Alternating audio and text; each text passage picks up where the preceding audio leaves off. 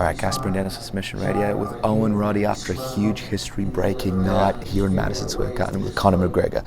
Owen, I mean, you're looking at what's going on right now in Madison Square Garden, New York, and just a dual champion. What's going through your mind right now? It's unbelievable. Well, obviously, Conor believed it, and we believed it as well. But yeah, it's hard to put into words. But I'm just very happy for Conor, and I'm happy that I was part of this journey. You know. What was going through your mind? Obviously, it was a very dominant fight. Not really back and forth at all. What was going through your mind when he was dropping Eddie Alvarez repeatedly?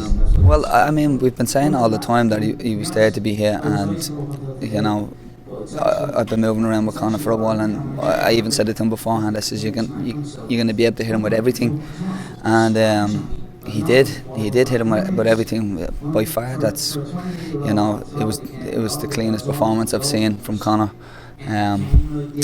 Until the next one, do you know what I mean? And this is what happens all the time. You think you've reached the pinnacle with Conor until he goes up again, you know. So yeah, it's unbelievable.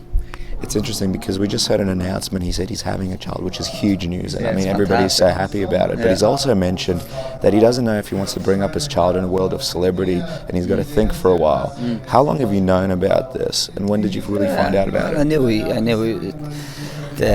and Dee were obviously expecting a child there for the past while. But yeah, so obviously that's up to them. You know, what they're going to do about it, I don't really know what the plan is, but it's fantastic news. We'll have a little McGregor come on early next year, so yeah, that's going to be cool.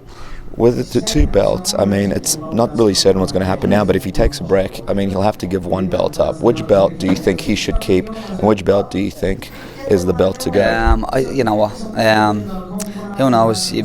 Who knows what's going to happen next? Like, at the end of the day, he's got the featherweight belt, the lightweight belt. You know, there's talk of other belts. You know, I suppose that's completely down to Conor, and whatever makes the most sense and whatever makes the most money, I'm sure that's what he'll go with. You know. But I think we're all just trying to enjoy this evening. Like, it's never been done before. Yeah, and it's a special moment, so we're just going to sit back and enjoy it, you know.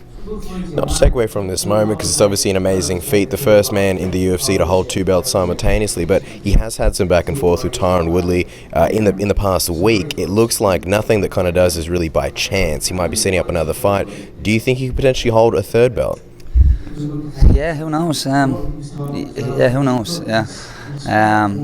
Yeah, I never rule anything out with Conor, because he does special things all the time, and holding the third belt is definitely a possibility. Yeah, just have to wait and see, I suppose.